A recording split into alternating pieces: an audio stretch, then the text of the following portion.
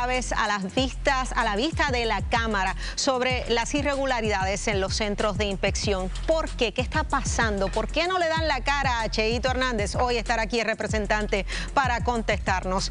Bueno, además el juez le lee la cartilla a los fiscales en el caso por asesinato de la jovencita Gabriela Nicole Prats. Hoy en sala se manifestó molesto con el cambia y cambia de fiscales. Además rechazó varias peticiones de la defensa. Veamos el siguiente reportaje. Cada vez se complica más el juicio contra Elvia Cabrera, y es que hoy el proceso de la selección del jurado quedó paralizado mientras el juez Luis Barreto Altieri atendía varias mociones presentadas por la defensa y el Ministerio Público. Pero para entender lo que sucedió, debemos recordar cuando el Departamento de Justicia informó que el equipo del Ministerio Público estaría reforzándose tras la salida del fiscal Orlando Velázquez Reyes. De forma inmediata se integraron a los procesos 3 fiscales. Tras esto, hoy, una de las mociones presentadas por el Ministerio Público fue precisamente para notificarle al juez la integración de estos nuevos fiscales. Sin embargo, el juez, visiblemente molesto, reiteró que desde un principio los nuevos integrantes debían ser autorizados previamente por el juez, y en este caso eso no ocurrió, por lo que exigió que quienes se incorporen cumplan con estos requisitos. Nosotros no vamos a pedir tiempo al tribunal, nosotros vamos a hacer todo lo posible como lo estamos haciendo desde el primer día que nos designaron para estar preparados para el 1 de mayo. Mientras esto sucedía, el juez declaró no al lugar una moción de la defensa de Elvia Cabrera a fin de disolver el jurado y emitir una orden de mordaza, indicando, y cito: llevamos trabajando 2 meses en este caso para escoger jurado. Yo no voy a sacar un jurado escogido. Hay un nivel de contaminación extremo en los candidatos, personas que están haciendo expresiones a través de las redes con el ánimo de manipular el proceso e influir sobre esos jurados.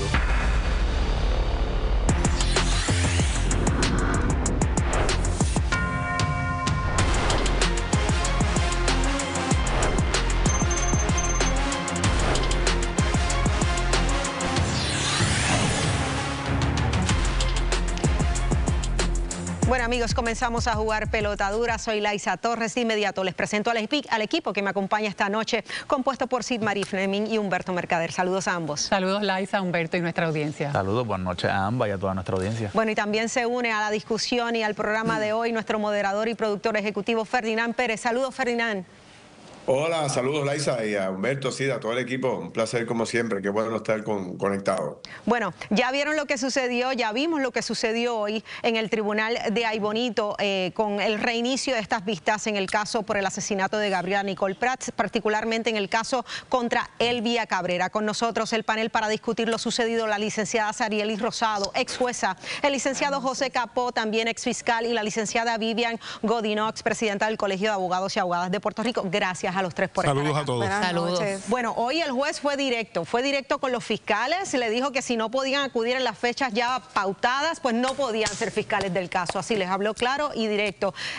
Tenemos un juez bastante alterado con la situación e incómodo con el cambia de fiscales. Bueno, tengo que empezar por varias cosas. Sí. Primero, yo entiendo que lo más que le molestó al juez fue que asumieran la representación legal o que notificaran, estos van a ser los fiscales, sin que el tribunal lo autorizara. ¿Y por qué es importante que el tribunal lo autorice? Porque tienen que estar claros que ninguno de esos jurados ya escogido, el jurado ya está escogido, tiene alguna relación de amistad, de parentesco, de lo que sea, con esos nuevos fiscales que entran al caso. Y eso no pasó. Así que no pasó, no se le solicitó autorización al tribunal. Pero más allá de eso, lo cierto es, yo entiendo y un poco no sé en qué se basa el juez, si hay algo que no ha salido a la luz pública, pero el equipo de fiscales no necesariamente tienen que estar todos los fiscales en los mismos días de todos los juicios. O sea que usted no hubiese emitido, usted como jueza del caso, usted no hubiese reaccionado de la manera que reaccionó, a menos que supiera algo. Exactamente, quizás hay alguna medida cautelar que está tomando en consideración que no ha salido a la luz pública, pero yo estoy convencida, y en efecto es así, que no siempre tienen que estar todos los fiscales en sala, que puede haber uno que esté, otro que no esté, y el proceso no se tiene que detener por eso. Capo, ¿concuerda con esta posición y la posición del juez por el cambia de los fiscales y su reacción a ello?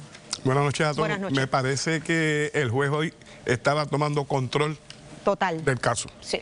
Eso es lo que estaba tratando de evidenciar.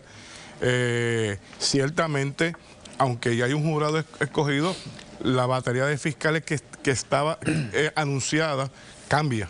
Por lo tanto, claro, puede haber alguna preocupación de parte del juez en cuanto a conocimiento, que puede ser tal vez mínima, porque sabemos que de las jurisdicciones que los fiscales no son de esta área, de la región de Ay Bonito, que la probabilidad de que eso ocurra es mínima. Pero es tomar control realmente del caso para que sepan que estas son las reglas de juego. Así mismo. ¿Okay? Ferdinand se une a la conversación. Yo le quería añadir a Capó, te pregunto, este planteamiento que hace Mayra hoy, obviamente muy hábilmente ella plantea, yo comprendo la razón por la cual el fiscal anterior renunció del caso. Se está dando a entender como que ella sabe que hay problemas internos en ese caso y por eso fue que renunció el fiscal. ¿Tú concurres? Pues mira, la información que yo tengo es que el fiscal ya podía acogerse al retiro desde el mes de noviembre del año pasado, ¿verdad? Y pues trató de seguir el compromiso hasta que llegó un momento que su salud se afectó. Estaba en una visita a un médico y aparentemente pues esa conversación fue la que adelantó o provocó la salida. Esa es la información que yo tengo, ¿verdad? Pero no creo que haya sido, pues, la defensa siempre va a buscar aprovechar algún argumento, ¿verdad? Y en este caso pues puede hacer ese tipo de expresión, pero no necesariamente tiene que ser así. Una pregunta, la defensa hoy presentó una moción para pedir el secuestro del jurado. Sabemos que este es un caso que va a ser bastante mediático, lo estamos discutiendo aquí. No entendemos que quizás se adelanta a denegarla tan rápido, quizás pudo haberla considerado. Licenciada. Sí, entendemos que para nuestra posición es que debió haber sido considerado, toda vez que lo que trae la defensa, ¿verdad?, es que hubo unas expresiones públicas que pueden afectar el derecho del acusado, ¿verdad?, el derecho a un juicio justo e imparcial. Inmediatamente, como dice el fiscal Capó, se han tomado unas decisiones en el caso que es como para tomar control, pero pudo haberse evaluado de otra manera esa moción. ¿Hay posibilidad de que esa moción se vuelva y se presente y se tome en consideración? Eso es así. Yo desde mi punto, mi opinión, para mí fue prematura. Okay. Prematura en el sentido de que el juicio no ha comenzado. Y prematura la presentación. Sí, hacer público que voy a secuestrar, a pedir a secuestrar a un jurado, para mí eso es detrimental a la posición que está asumiendo la defensa en este momento. Por eso, ¿verdad?, cuando se toma una decisión de esa naturaleza ya es un caso extremo. Y eso no quita que en su momento, según comience el caso y avance el proceso, haya la necesidad de tener que solicitarlo nuevamente. Pero no puede, yo lo pienso y digo, puede llegar a un punto que tal vez es muy tarde, ya se influenció el jurado y ya de nada va a valer. Precisamente, por eso es que pues, yo puedo diferir un poco y estar de acuerdo con la defensa, porque ustedes recordarán que incluso la defensa recurrió al apelativo porque uno de los miembros del jurado dijo que, según entiendo, que aún con la duda razonable le iba a encontrar culpable. Así que, basado en eso, la defensa tiene una preocupación genuina de que el jurado está totalmente influenciado, lo cierto, pero por otro lado... Pero es que no hay manera que un jurado no esté influenciado con este caso. No la hay, pero para secuestrar a un jurado, eso implica toda una logística, todo un andamiaje, un gasto grande. Es costoso. Es bien costoso. A mí me gustaría, si es posible... Yo no sé si en este caso se va a trabajar tan livianamente, sí. Sí, hablaron hasta octubre. Hasta octubre. Imagínate que le digan a un jurado que voy a estar secuestrado desde mayo hasta octubre. Imagínense. Eso es. Ferdinand, entonces, adelante. No digo yo que hace falta 6 suplentes, hace falta 12. Sí. Ahora, le pregunto a ustedes, ¿verdad?, estos distinguidos letrados que están aquí, para que la gente pueda entender un poco más lo que nos espera. O sea, todavía estamos en las etapas iniciales de todo este proceso. ¿Cuándo realmente es que empieza el desfile de prueba de todo lo que tiene supuesta alegadamente la fiscalía contra la mamá de Antonesca? ¿Qué es lo que hay?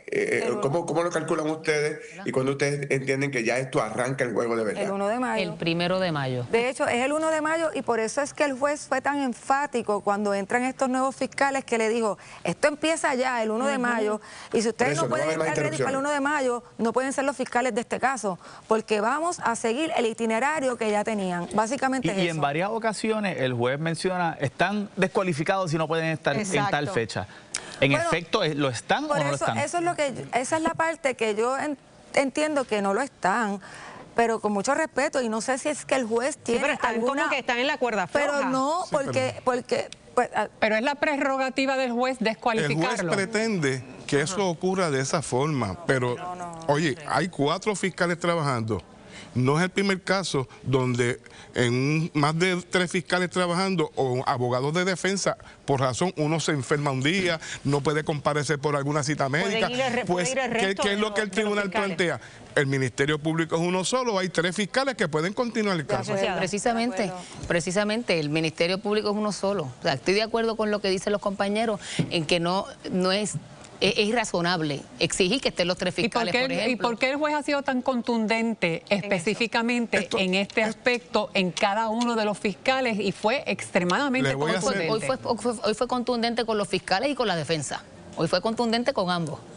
La realidad. Yo entiendo. Estos 2 casos pueden coger, los 2 casos van a correr paralelo. O sea, los 2 casos se van a ver. Va a ser bien difícil, Ferdinand, va a ser bien difícil. Yo creo que... Pero uno puede afectar el otro, te pregunto. Sé que va a ser difícil, pero la intención es que corra paralelo, pero uno puede afectar el otro, ¿sí o no?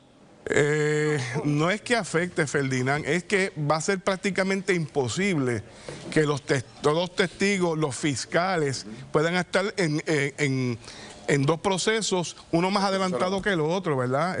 Eso es bien difícil. Aquí la situación del habeas corpus ya se dio, que es lo que lleva tal vez un poco de celeridad el que se comience un proceso. Aquí ya eso ya no está presente, por lo tanto, el caso de Albia va a comenzar, que esta fecha, claro, recordemos que se supone que hoy, además de las mociones, se discutiera, se trabajara con 3 suplentes adicionales para hacerle preguntas. Eso no se ha dado. Bueno, puede ocurrir algo de aquí al 1 de mayo que tal vez la fecha del 1 de mayo tampoco sea el comienzo del caso, ¿verdad? Ustedes se quedan con nosotros. Tenemos otro segmento porque seguimos analizando y el tema de las fianzas, el criterio real, ¿verdad? Para que la gente entienda de cuándo se impone una fianza y la cantidad. Vamos a la pausa, antes pasamos con Kimberly. Gracias, Laisa. ¿Cómo propone la defensa? Se debe secuestrar el jurado en el caso de Elvia Cabrera. Usted escanea el QR Code y vote ya en nuestra encuesta. Claro, y quédese con nosotros, señores, porque las fianzas son justas en Puerto Rico. Hay choque de opiniones y hoy lo analizamos. Además, ¿cómo va el presupuesto del país? ¿Cuánto se ha gastado y qué nos queda? Jorge Colbert se lo cuenta y lo que no te dicen. Y ya están aquí los legisladores porque ficha clave en investigación de centros de inspección. Mire, no compareció a su citación. Justicia le dice que no hable, pero ¿qué hay detrás de todo esto? Pues mira, ellos nos cuentan. Usted quédese con nosotros porque esto se va a poner sumamente caliente. Bueno, amigos, entramos a hablar sobre las fianzas, un derecho constitucional, pero ¿son justas, injustas, van acorde o representan realmente la capacidad o la gravedad del delito cometido? Veamos la siguiente historia. ¿Qué persigue una fianza? Que la persona se comprometa a comparecer ante el tribunal. No se trata de un castigo, pero son muchos los que se sorprenden con la disparidad de fianzas. En el trágico suceso ocurrido en Aybonito, en que la madre, Elvia Cabrera, así como su hija, Antoniesca Vilés, fueron ingresadas en prisión por cargos del asesinato en primer grado de la menor de 16 años, Gabriela Nicole Prats, se les impuso $1 millón de fianza a cada una.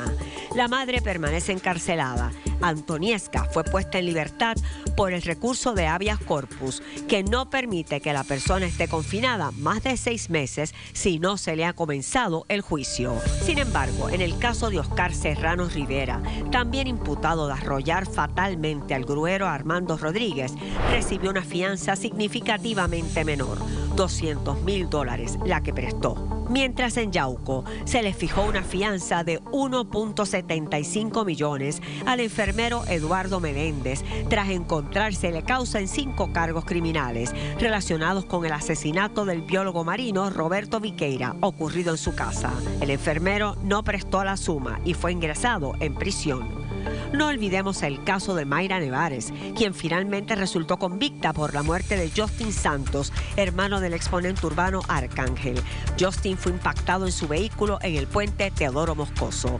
Inicialmente se le impuso una fianza de $300,000. Un debate sigue siendo si ante la disparidad de fianzas no debería revisarse la ley. Bueno, y seguimos con nuestro panel legal para analizar este asunto que sabemos que es de mucho interés porque la fianza es una garantía de comparecencia al proceso, ¿correcto? Hasta ahí voy bien. No un castigo punitivo. No es un castigo, pero resulta interesante porque el sistema de fianza garantiza la libertad a quien pueda pagarla y el que no puede pagarla, pues se priva de la libertad. Entonces, ¿es un privilegio o qué es? Es un derecho, pero miren, la disparidad de que estaban hablando. Cuando la fianza se inicia con la vista de causa para arresto, la primera vista en el tribunal ante un juez, siempre tiene que haber el programa de servicios con antelación a juicio, va y le recomienda al juez cuál es el historial, le dice al juez cuál es el historial de esta persona, si es primer ofensor, de qué se trata del delito, si trabaja, cómo son sus relaciones con la comunidad, si es una persona ya peligrosa. El juez, cuando va a imponer la fianza, no solamente tiene ya ese informe del programa de servicio con antelación al juicio, sino que el juez ya ha visto la prueba desfilada para ver si determina causa. Así que esto no es a ciegas y esto no es un caso más difícil del otro por el delito imputado. Es que hay otras variables. Hay unas guías establecidas. Hay unas variantes. No hay guías. Bueno, no hay unas guías, pero el juez dice, esta persona me parece, con esta prueba que ha desfilado, que es peligrosa, que no va a comparecer, que no tiene garantías de comparecencia, que según el informe que tengo, yo debo de imponer una fianza alta, y ahí es que le imponen. Pero una pregunta siguiendo la línea de Laisa. Todo lo que usted dice suena razonable, pero sigue siendo bien subjetivo porque todo depende del juez que lo vea, cómo lo ve, los valores del juez. Pero si hay una tablita, una guía, un estándar que se pueda seguir. Mira, cada caso es tan diferente. Voy a dar un ejemplo básico. Un caso de asesinato, pues eso es lo peor, versus un caso de robo. Pero en el de asesinato tengo este señor, primer ofensor, que tiene buenos lazos con la comunidad, que es buen padre de familia, que nunca ha dado trabajo, que es una persona que a nivel de comunidad la quieren. Y tengo a uno de un robo que es menos, ¿verdad? Un delito menos grave, en el sentido de comparación con el asesinato, que tiene un récord previo de escalamiento, de droga, de armas, que no trabaja. Pues tenemos un asesinato y un robo, y en el robo yo le pondría la fianza más alta, bajo ese escenario. Ferdinand. Mira, nosotros en este programa cubrimos mucho todas estas sentencias y sobre todo también la fianza. Y a veces hay fianzas que le sacan el monstruo a la gente, nos sacan el monstruo a nosotros porque uno no puede entenderlo, ¿verdad? Hay muy poco tiempo para uno entrar en este debate, ¿verdad? De que es un derecho que existe y es una evaluación que hace el juez conforme a los documentos y la información que le dan, como dice la jueza. Ahora, después de todo lo que hemos visto con los últimos casos, yo le pregunto a la presidenta del Colegio de Abogados y a los demás, ¿ha llegado el momento de reevaluar otra vez el tema de la fianza o ustedes están conformes cómo opera el proceso? Licenciada. Bueno, el proceso, estamos conformes en cuanto a que es un derecho constitucional que lo que hace es que permite que se comparezca, ¿verdad? Se garantiza la comparecencia. Lo que es importante es que nuestros jueces y juezas, ¿verdad?, cuando vayan a establecerle e imponer una fianza, que esta fianza sea de conformidad con lo que, con esa evaluación que acaba de decir la compañera, pero no dejarse de llevar por otros asuntos, ¿verdad? Como los casos que acabamos de ahora, ¿verdad?, que ustedes acaban de presentar, pues hay algunos casos que tienen mucha más prensa y que las personas, ¿verdad?, el público quisiera que le impongan unas fianzas altas, como este caso de Elvia, que fueron unas fianzas millonarias, y cuando vemos hay casos de personas de muy escasos recursos que le están imponiendo unas fianzas que son sumamente altas, cuando en Puerto Rico la mayor parte de la gente, incluso los acusados, son personas de escasos recursos de $25,000, $30,000 como mucho anuales, ¿verdad? Y no debería ocurrir eso, no debería ocurrir. Pero es un derecho que garantiza la presunción de inocencia, va intrínsecamente relacionado. Así que para nosotros es importante y lo defendemos como se defendió en el año 92, 94 creo que fue, y lo defendimos en el 2013 y lo seguiremos defendiendo como derecho constitucional que es. Capo, y la capacidad económica del acusado no tiene nada que ver a la hora de imponer una fianza. Eso es así, se supone que no. Se supone que no. Se supone que no. De hecho, este es un tema, como dice la presidenta del colegio, que se ha venido discutiendo desde los 80, de los 90, inclusive se llevó a un referéndum en el país, y la mayoría del pueblo sigue reconociendo que prefiere que no se limite el derecho a la fianza, ¿verdad? Hay reglas de procedimiento criminal que amplían esa discreción que el juez tiene que utilizar al momento de imponer el monto de esa fianza, pero en un sistema democrático me parece que todos preferimos que exista ese derecho a la fianza. Gracias. Y además no quede exento. Claro. Si una fianza es excesiva, como se plantea, se puede revisar. Provee un recurso para que una vez se presente en 24 horas el tribunal tiene que atenderlo. Claro. Y en última instancia, un habeas corpus. Gracias a los tres por la discusión, tanto del primer caso de Ay Bonito como del tema de las fianzas. Vamos a hacer una pausa, amigos. Antes pasamos con Kimberly y vamos a hablar pronto de la encuesta de Jugando Pelota Dura. Kimberly. Gracias, Laisa, pero de hecho ya usted se adelantó y votó la encuesta. Claro, ¿cómo propone la defensa? Se debe secuestrar el jurado en el caso de Elvia Cabrera. Un 57% votó que no. Gracias a todos por participar y quédese con nosotros porque, ay Dios mío, pieza clave, no comparece a citación de la Cámara de Representantes. ¿Qué pasó allí? Nosotros le contamos todos los detalles. Además, ¿cómo va el presupuesto del país? ¿Cuánto se ha gastado? ¿Y qué nos queda? Jorge Colbert se lo cuenta en Lo que no te dicen. Ahora, pausamos.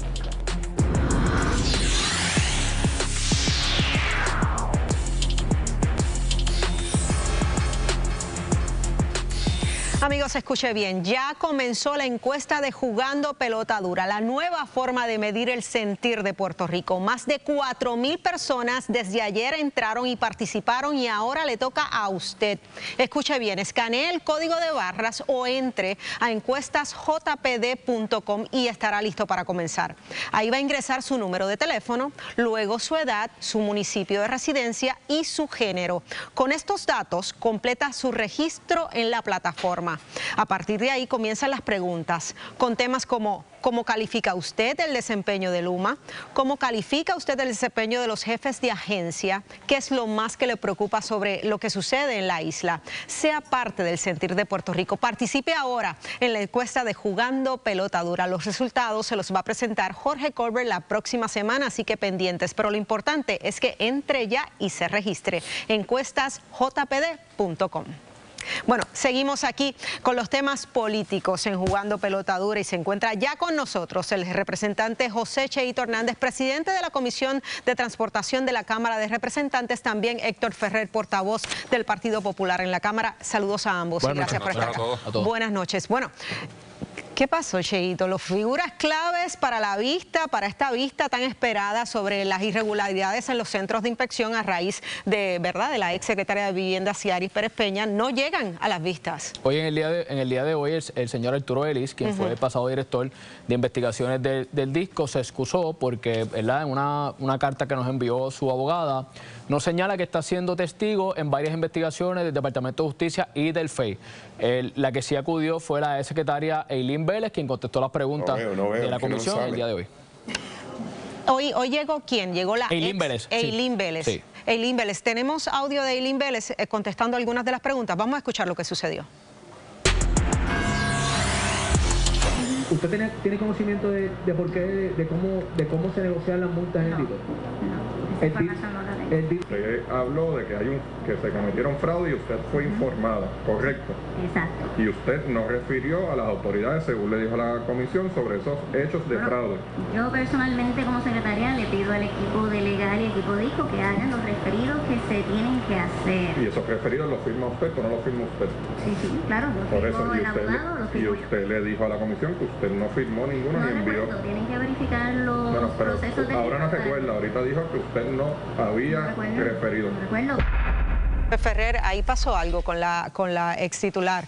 Primero dijo que pasaron muchas cosas, exacto, pero ella no sabe cómo se negociaron ese tipo de multas. Ella no sabe, ella lo que dice es que se reunía semanalmente con Fustel, que era la directora del DISCO, y se le informaba las cosas que estaban pasando.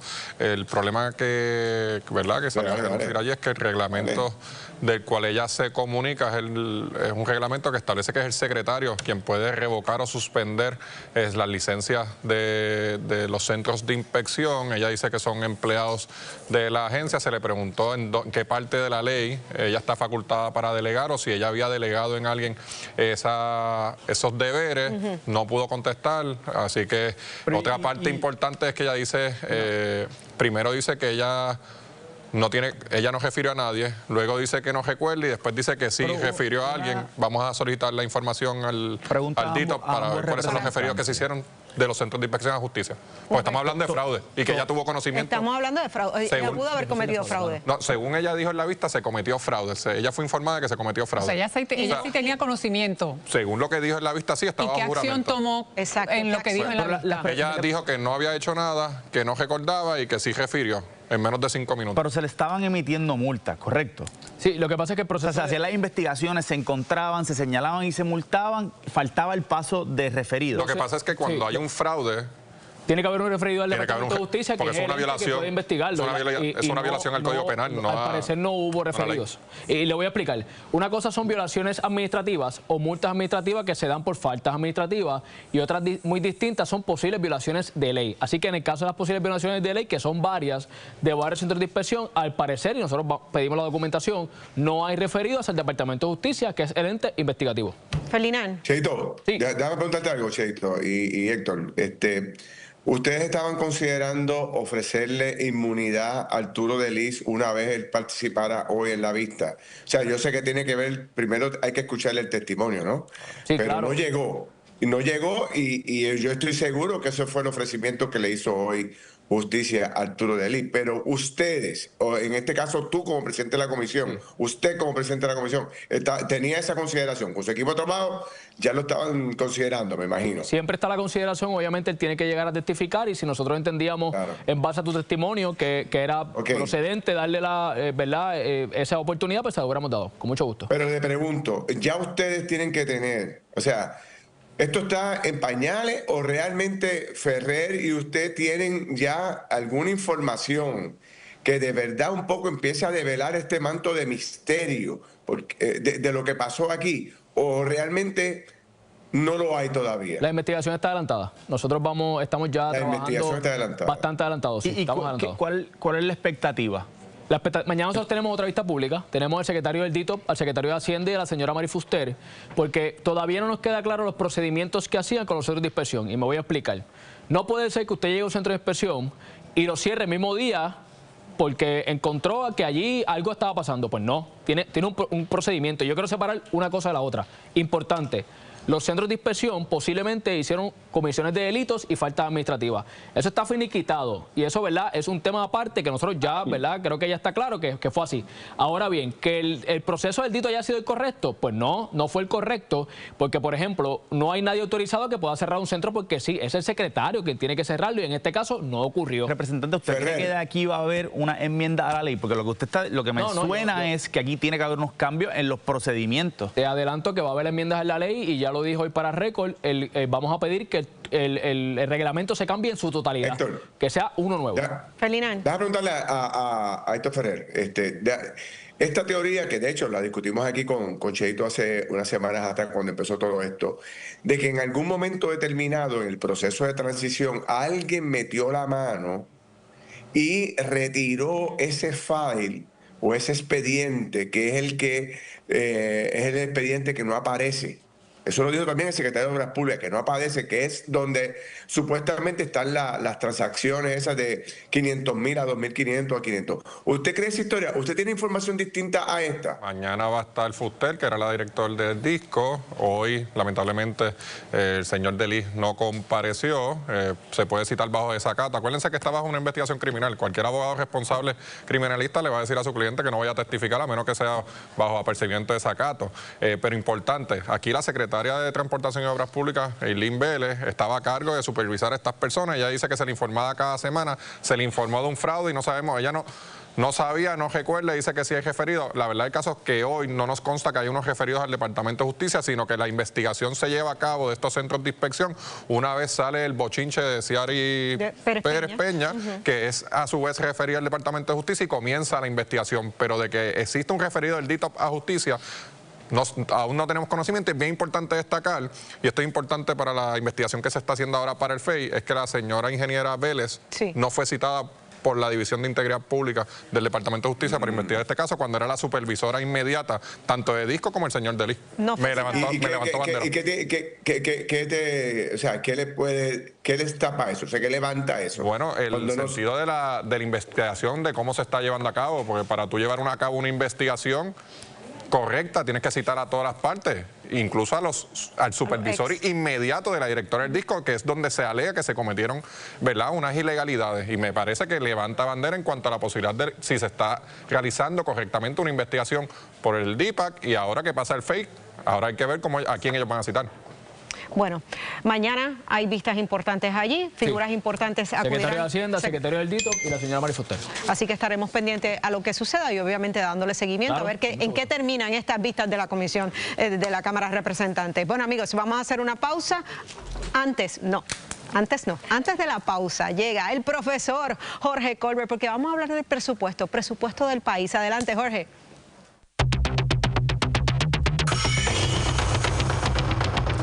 Bueno, esta semana es una semana crucial para el pueblo de Puerto Rico, para el gobierno de Puerto Rico y la Junta de Supervisión Fiscal. Hay una actividad, hay un foro súper importante que ya mismo les explico, pero ¿de qué se trata? El tema fundamental del presupuesto, cómo balancear el presupuesto, cómo van los gastos, si este va a ser el primer presupuesto balanceado que cierre el 30 de junio y muy particularmente cuáles son los retos que tienen y cuáles van a ser las partidas más importantes y más sensitivas que tiene el gobierno de Puerto Rico. Este es el simposio que se está llevando a cabo este próximo miércoles 15 de abril. La Junta de Supervisión Fiscal va a traer una serie de invitados para discutir lo que van a hacer, oigan esto, las medidas y las estrategias para que el gobierno de Puerto Rico finalmente pueda cumplir y pueda precisamente salir de la Junta de Supervisión Fiscal, pero tenemos que cumplir con las métricas establecidas. Nuestro presupuesto, la pregunta es si en el primer año de presupuesto balanceado, si se ha mantenido el ritmo de gastos controlado, ya mismo les digo, además, ¿qué va a pasar con el alivio contributivo que se prometió? ¿Qué va a ocurrir con el calendario de ejecución, de aprobación del presupuesto que está pautado ahora para el mes de abril y mayo? Y si no, pues en junio, y obviamente las situaciones financieras en lugares tan importantes como salud, la Universidad de Puerto Rico y otros tantos. Para hablarnos sobre este particular y muy particularmente para poder esbozar esas métricas de cumplimiento particular sobre lo que debe de hacer el gobierno, está con nosotros Juan Carlos Blanco, director de la Oficina de Transformación Fiscal de la Junta de Supervisión Fiscal. ¿Cómo están? Profesor, bienvenido. Muchas gracias. Gracias por estar aquí. Un placer. Bueno, este presupuesto que cierra el 30 de junio, hasta el día de hoy, está balanceado. No se han aprobado medidas que descuadren el presupuesto, o sea que sería el primer presupuesto balanceado si se mantiene hasta el 30 de junio. Hasta ahora hemos estado trabajando con el gobierno de Puerto Rico y sí se ha visto una mejora, una disciplina fiscal dentro de las actividades del gobierno. Ciertamente esto es bien importante, el presupuesto no es solamente un evento que ocurre una vez, sino cosas como legislación que puede tener impacto fiscal, también es importante que se tome en consideración en esta discusión. Así que en este momento estamos donde queremos estar. Si todo madura como pinta, debemos de tener el primer presupuesto balanceado de los 4 consecutivos. Es bien importante, ¿verdad?, que para propósitos de cumplimiento con la ley promesa, la ley establece, ¿verdad?, que tiene que ser no solamente presupuestos balanceados, sino tiene que ser bajo modified accrual. Para esto es bien importante que el gobierno de Puerto Rico tenga al día sus estados financieros. Exactamente. Así que en ese contexto, ¿verdad?, en esa conversación, esos elementos como los estados financieros van a ser crucial para poder hacer esa certificación formalmente. Ok. ¿Qué pasó o qué va a pasar con el alivio contributivo? Sé que están en conversaciones con el gobierno de Puerto Rico, pero esto se va a poder aprobar antes de verano. ¿Qué vislumbran? Hay una conversación muy productiva con el gobierno, ha habido un intercambio de información que es necesario en este contexto y como hemos expresado, esperamos que prontamente se pueda llegar a una conclusión en cuanto a este tema y de nuevo, sí hablamos de alivio contributivo, hablamos de otros temas, pero todo redunda en el presupuesto y no solamente en el presupuesto de este año, sino en la disciplina fiscal y en el impacto que estas medidas puedan tener a largo plazo. Y eso es parte, ¿verdad?, de lo que queremos traer con esta transformación la discusión de cómo decisiones hoy afectan presupuestos futuros. Planes fiscales, ¿cuál es el próximo plan fiscal que van a publicar y más o menos para cuándo lo tienen vislumbrado? La ley promesa requiere que haya una certificación anual, una revisión anual del plan fiscal. Todos los años se hacen ciertos ajustes, ciertas medidas, hay unos modelos econométricos y unas medidas de proyectos y distintas iniciativas que se trabajan. Eso es un proceso que se trabaja todos los años con el gobierno y es bien importante porque el plan fiscal es la métrica contra la cual se mide, por ejemplo, el presupuesto para asegurar que se está cumpliendo con la ley promesa. 30 segundos, la UPI. ¿Qué vamos a hacer con la UPI? La situación fiscal de la universidad sigue en una quiebra o un déficit de más de 600 millones. Hay que tomar medidas de control de gastos o de reingeniería administrativa. Se tiene que trabajar con la Universidad de Puerto Rico. Es bien importante. El gobierno de Puerto Rico hace una aportación que ha sido avalada por la Junta de Supervisión Fiscal de $500 millones, pero la Universidad de Puerto Rico tiene su autonomía y tiene que trabajar con todos los recursos que tenga disponibles para asegurar esa estabilidad. Lo importante y la buena noticia es que si no se aprobó ninguna medida que descuadre el presupuesto, no la vengan a dañar ahora al final de la sesión. Correcto. Así que los legisladores en eso, todos los partidos, pues ahí se anotaron una hasta el 30 de junio y luego tiene que hacerse la auditoría correspondiente. Correcto. Gracias por haber estado con nosotros. Siempre un placer. Pasamos con los compañeros. Gracias, Jorge. Oye, y qué bueno que menciones a la UPI porque los estudiantes de la UPR llegan a expresarse. ¿Cuáles son sus reclamos? Nosotros le preguntamos al volver. Quédese con nosotros.